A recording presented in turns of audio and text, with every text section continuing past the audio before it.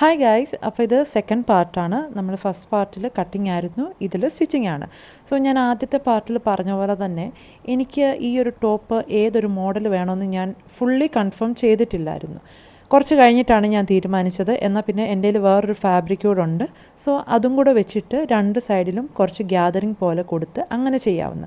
So ഞാനിപ്പോൾ ചെയ്യുന്നത് നമ്മുടെ ഫ്രണ്ട് പാർട്ട് എടുത്തിട്ടുണ്ട്.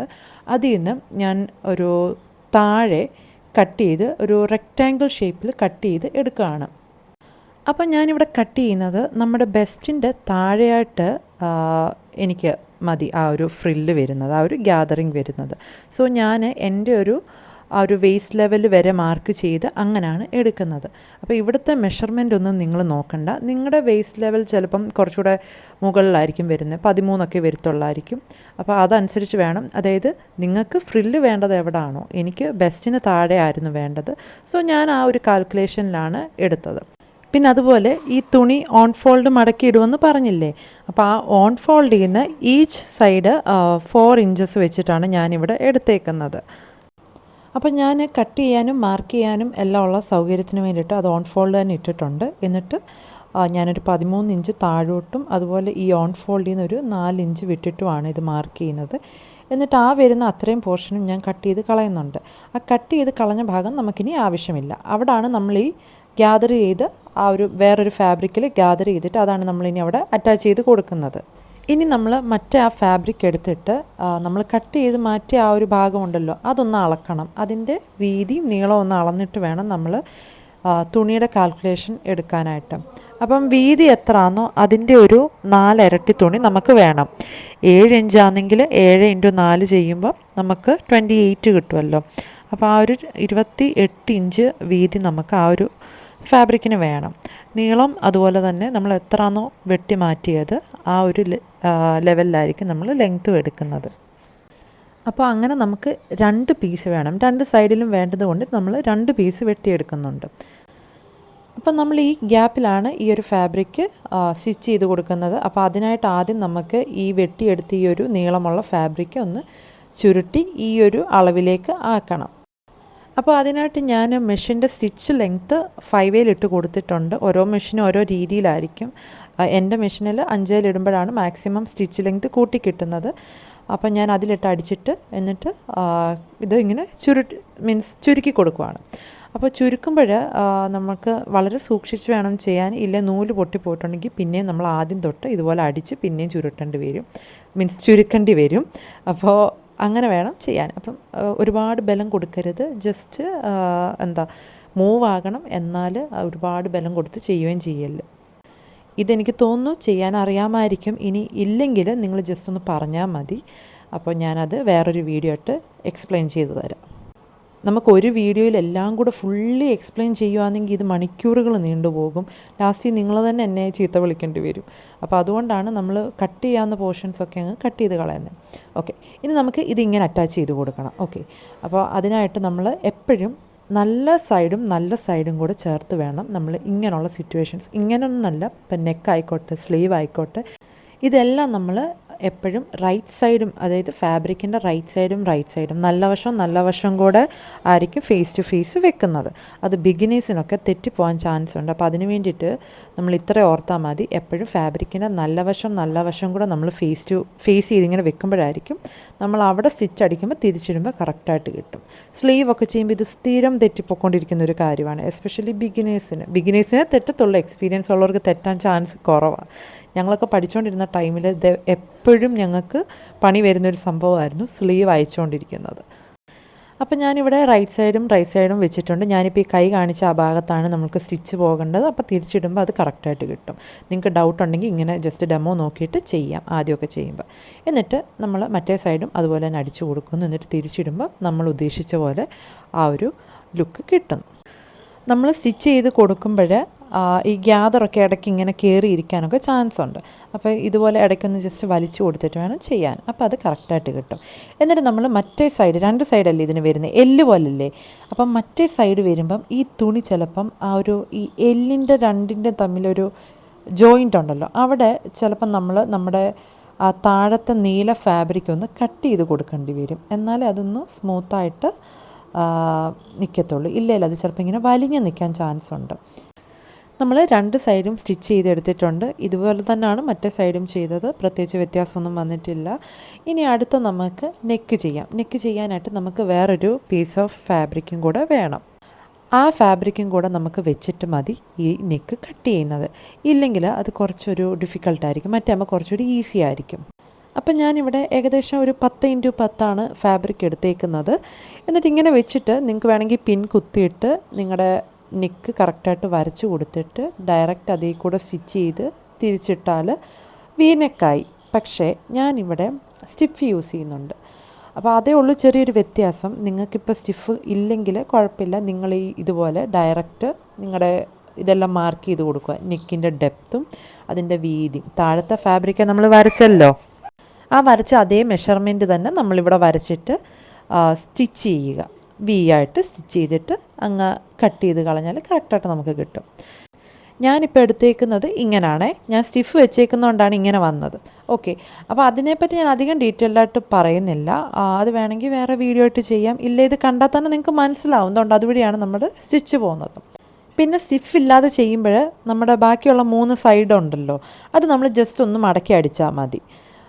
4 ഇഞ്ച് വെച്ചിട്ട് ഒന്ന് മടക്കി അടിച്ചാൽ മതിയായിരിക്കും. ഇപ്പം ഞാൻ സ്റ്റിഫ് വെച്ച് ചെയ്യുന്നതുകൊണ്ട് ഈ എക്സസ് വരുന്നതൊക്കെ കട്ട് ചെയ്ത് കളയും. എന്നിട്ട് വേറെ രീതിയിലായിരിക്കും നമ്മളത് ഫിനിഷ് ചെയ്യുന്നത്. അതുകൊണ്ടാണ് ഞാനത് ഇപ്പോഴേ അങ്ങ് കാണിച്ചു തന്നത് നിങ്ങൾക്ക്.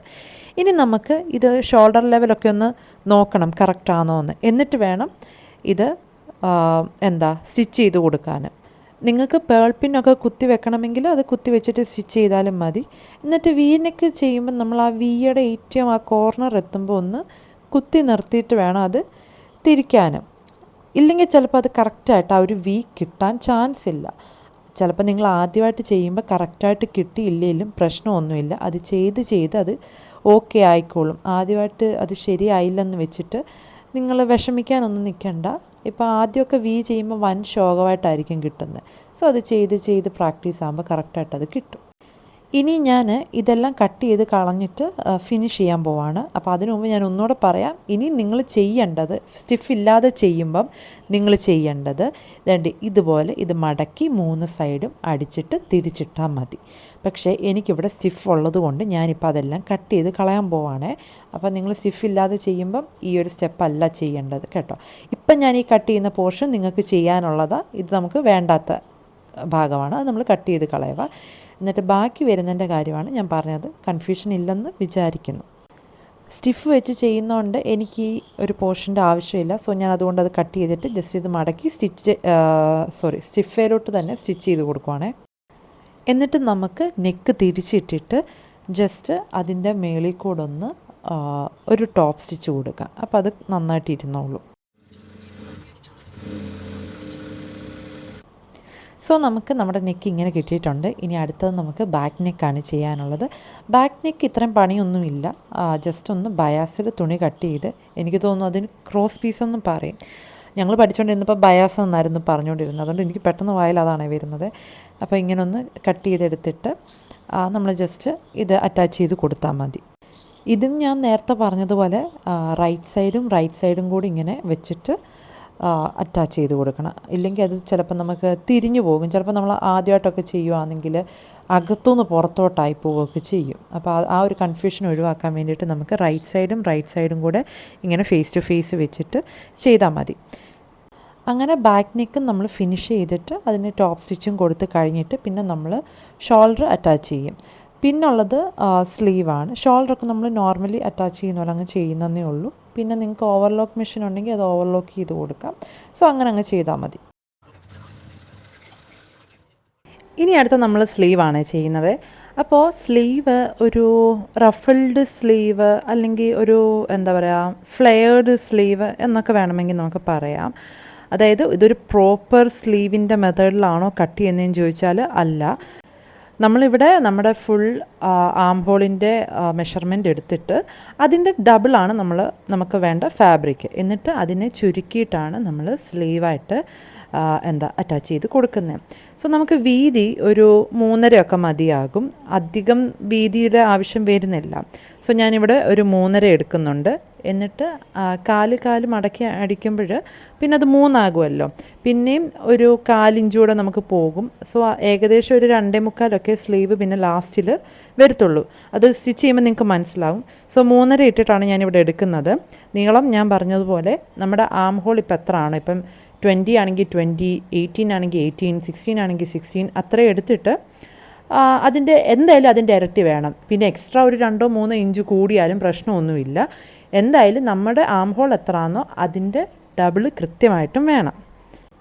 അങ്ങനെ ഞാൻ 2 സ്ലീവിൻ്റെ മാർക്ക് ചെയ്ത് കൊടുക്കുന്നുണ്ട്, അത് കട്ട് ചെയ്ത് എടുക്കുന്നുമുണ്ട്. ഇനി നമുക്ക് ഈ 2 തുണിയുടെയും അറ്റം ഒന്ന് മടക്കി അടിക്കണം. അത് മടക്കി അടിച്ച് കഴിഞ്ഞിട്ട് പിന്നെ നമുക്ക് സ്ലീവായിട്ട് അങ്ങ് അറ്റാച്ച് ചെയ്താൽ മതിയായിരിക്കും. അറ്റാച്ച് ചെയ്ത് കഴിഞ്ഞ് മടക്കി അടിക്കാൻ പോയാൽ അത് കുറച്ച് മെനക്കെട്ട പരിപാടിയായിരിക്കും, തെറ്റിപ്പോവാനും ചാൻസ് ഉണ്ട്.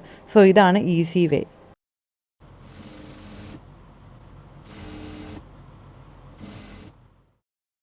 അപ്പം നമ്മൾ രണ്ടിൻ്റെയും ഒരു സൈഡ് മടക്കി അടിച്ചിട്ടുണ്ട്. ഇനി മറ്റേ സൈഡിൽ നമുക്ക് സ്റ്റിച്ച് ലെങ്ത് കൂട്ടിയിട്ടിട്ട്, അതായത് നമുക്കിത് ചുരുക്കണമല്ലോ. അപ്പം ഞാനിവിടെ സ്റ്റിച്ച് ലെങ്ത്ത് 5 ഇട്ടിട്ട് അതൊന്ന് അടിച്ചു കൊടുക്കുന്നുണ്ട്. എന്നിട്ട് നമ്മൾ നേരത്തെ ചെയ്തതുപോലെ നൂലിങ്ങനെ പിടിച്ചിട്ട് ചുരുക്കി കൊടുത്താൽ മതി. നമ്മളിതിങ്ങനെ ചുരുക്കി കൊടുക്കുമ്പോൾ ഈ സ്ലീവിൻ്റെ കാര്യത്തിൽ ഞാൻ എങ്ങനെയാണ് ചെയ്തതെന്ന് വെച്ചാൽ, നമ്മുടെ 2 അറ്റത്തും അധികം ചുരുക്ക് കൊടുക്കേണ്ട ആവശ്യമില്ല. സോ ആ ഉള്ള ചുരുക്കൊക്കെ നമുക്ക് ഏകദേശം ഒരു മിഡിലായിട്ട് കൂടുതൽ കൊടുത്താൽ നന്നായിരിക്കും. സാധാരണ നമ്മളിപ്പം ഗ്യാതറിംഗ് ഒക്കെ അല്ലാതെ ചെയ്യുമ്പോൾ ഈക്വലി സ്പ്രെഡ് ചെയ്തായിരിക്കും കൊടുക്കുന്നത്. പക്ഷേ ഇതിപ്പം കുറച്ച് ഭാഗം നമ്മുടെ കൈയുടെ അടിയിലോട്ടായിരിക്കും സ്റ്റിച്ച് ചെയ്യുമ്പം പോകുന്നത്. സോ അതിനത്ര ഒരു പ്രസക്തി കൊടുക്കേണ്ട കാര്യമില്ലാത്തത് കൊണ്ട് നമ്മൾ വിസിബിളായിട്ടുള്ള പോർഷനിൽ ആ ഒരു ചുരുക്ക് ഒന്ന് സ്പ്രെഡ് ചെയ്ത് കൊടുത്താൽ മതി. അറ്റം വരെ കൊടുക്കേണ്ട ആവശ്യമില്ല. അപ്പോൾ ഏകദേശം ഞാൻ ചുരുക്കി അത് ഓൾമോസ്റ്റ് ഫിനിഷ് ആയിട്ടുണ്ട്. ഇതുപോലെ നമ്മുടെ മിഡിൽ പോർഷനിലായിട്ട് ആ ചുരുക്ക് കൂടുതൽ കൊടുത്തിട്ട് അറ്റത്തോട്ട് വരുമ്പം അത് കുറവ് മതി. സോ സ്റ്റിച്ച് ചെയ്യാനും അതായിരിക്കും എളുപ്പം. എന്നിട്ട് രണ്ടും ഈക്വലി അത് മെഷർമെൻറ്റ് നോക്കിയെടുക്കണം. പിന്നെ അതുപോലെ ഇത് നമ്മുടെ ആം ഹോൾ ഉണ്ടല്ലോ, ആം ഹോൾ എത്രയാണോ അതിൻ്റെ അത്രയും ഇത് തികയുന്നുണ്ടോ എന്ന് നോക്കണം. അതൊന്ന് മെഷർ ചെയ്ത് നോക്കണം. നമ്മൾ ഷോൾഡർ അറ്റാച്ച് ചെയ്തിട്ടില്ലായിരുന്നു, അപ്പം ഞാൻ ജസ്റ്റ് ഷോൾഡറും കൂടെ ഒന്ന് അറ്റാച്ച് ചെയ്ത് കൊടുക്കുന്നുണ്ട്. നോർമലി ചെയ്യുന്ന പോലെ തന്നെ നമ്മൾ ചെയ്ത് കൊടുക്കുന്നുണ്ട്, അല്ലാതെ അവിടെ പ്രത്യേകിച്ചൊന്നും നമ്മൾ പുതിയതായിട്ട് ചെയ്യുന്നില്ല. ഷോൾഡർ അറ്റാച്ച് ചെയ്തതിന് ശേഷം നമുക്ക് ഫ്രണ്ടിലത്തെ പോർഷൻ ചെറുതായിട്ടൊന്ന് കുഴിച്ച് വെട്ടണം. നമ്മൾ ആദ്യം വെട്ടിയപ്പോൾ ഒന്നെങ്കിൽ നിങ്ങൾക്ക് ആദ്യമേ അത് കുഴിച്ച് വെട്ടി കൊടുക്കാം, ഇനി അതല്ലെങ്കിൽ സ്റ്റിച്ച് ചെയ്യുമ്പോൾ കുഴിച്ച് വെട്ടിയാലും മതി, എങ്ങനെയാണെങ്കിലും കുഴപ്പമില്ല. അപ്പം ഞാൻ യൂഷ്വലി സ്റ്റിച്ച് ചെയ്യുമ്പോഴായിരിക്കും ഫ്രണ്ട് പോർഷൻ കുഴിച്ച് വെട്ടുന്നത്. അതെന്തുകൊണ്ടാണെന്ന് വെച്ചാൽ നമ്മുടെ ഫീമെയിൽ ബോഡിയിൽ നമ്മൾ എപ്പോഴും ഫ്രണ്ട് പോർഷൻ കുറച്ച് നമ്മുടെ ഇത് കുറച്ച് ഒരു കുഴിഞ്ഞായിരിക്കും വരുന്നത്. സോ അതുകൊണ്ടാണ് നമ്മൾ എപ്പോഴും ലേഡീസിന് ഗാർമെൻറ്റ് ചെയ്യുമ്പോൾ ആ ഒരു ഫ്രണ്ട് പോർഷൻ നമ്മൾ ഒന്ന് കുഴിച്ച് വെട്ടി കൊടുക്കുന്നത്. പിന്നെ ഷോൾഡറൊക്കെ എക്സസ് അങ്ങോട്ടും ഇങ്ങോട്ടും ഒക്കെ ഉണ്ടെങ്കിൽ അതും കൂടെ ഒന്ന് കട്ട് ചെയ്ത് ഈ സമയത്ത് അങ്ങ് മാറ്റിയാൽ മതി. ഇനി നമ്മൾ ആ സ്ലീവ് ഇതിലേക്ക് വെച്ചിട്ട് തികയുന്നുണ്ടോ എന്ന് നോക്കണം. ഇത് ഫുള്ളി സ്റ്റിച്ച് ചെയ്ത് വരുമ്പോൾ നമ്മുടെ ബോഡിയും ഈ സ്ലീവിൻ്റെ ലെങ്ത്തുമായിട്ട്, അതായത് നമ്മൾ കട്ട് ചെയ്തെടുത്തത് രണ്ടും കറക്റ്റ് ആണോ എന്നൊന്ന് വെച്ച് നോക്കിയിട്ട് വേണം സ്റ്റിച്ച് ചെയ്ത് തുടങ്ങാൻ. കറക്റ്റ് ആണെങ്കിൽ നിങ്ങൾക്ക് സ്റ്റിച്ച് ചെയ്ത് തുടങ്ങാം, ഇല്ലെങ്കിൽ ഇത് ജസ്റ്റ് ഒന്ന് വലിച്ച് അഡ്ജസ്റ്റ് ചെയ്ത് കൊടുത്താൽ മതി. എനിക്കിപ്പോൾ ഇവിടെ ഇച്ചിരി എക്സസ് വന്നപ്പോൾ ഞാനത് ചെറുതായിട്ടൊന്ന് ചുരുക്കി കൊടുത്തിട്ടുണ്ട്. സോ എങ്ങനെയാണെങ്കിലും ഇനിയും കുറവാണെങ്കിൽ നിങ്ങളതൊന്ന് ചുരുക്കൊന്ന് കൂട്ടി കൊടുത്താലും മതി. ഇനി നമ്മൾ സ്ലീവ് അറ്റാച്ച് ചെയ്ത് കൊടുത്താൽ മതി. സ്ലീവ് അറ്റാച്ച് ചെയ്ത് കൊടുക്കുമ്പോഴും നമ്മൾ നല്ല ഫാബ്രിക്കും കൂടി ഇങ്ങനെ ഫേസ് ടു ഫേസ് വെച്ചിട്ട് വേണം അറ്റാച്ച് ചെയ്ത് കൊടുക്കാൻ, തെറ്റിപ്പോവല്ലേ. അങ്ങനെ സ്ലീവ് അടിച്ചതിന് ശേഷം നമ്മളിനിയും സൈഡ് രണ്ടും അടിച്ചു കൊടുക്കുവാണ്. അത് കഴിഞ്ഞിട്ട് വേണം താഴ്ഭാഗം മടക്കി അടിച്ചു കൊടുക്കാൻ. അപ്പോൾ അത്രയും കഴിയുമ്പോഴത്തേക്ക് നമ്മുടെ ടോപ്പ് ഫിനിഷ് ആയിട്ടുണ്ട്. ഇനി നിങ്ങൾക്ക് വല്ല ലേസോ പോംപോമോ വല്ലതും അറ്റാച്ച് ചെയ്ത് കൊടുക്കണമെങ്കിൽ നിങ്ങൾക്ക് കൊടുക്കാം, അതൊക്കെ നമ്മുടെ ഇഷ്ടം. സോ ഇത്രയുമാണ് ബേസിക് വരുന്നത്. സോ ഇതാണ് നമ്മുടെ ഫൈനൽ ലുക്ക് വരുന്നത്. സോ നമുക്കിനി നെക്സ്റ്റ് വീഡിയോയിൽ കാണാം.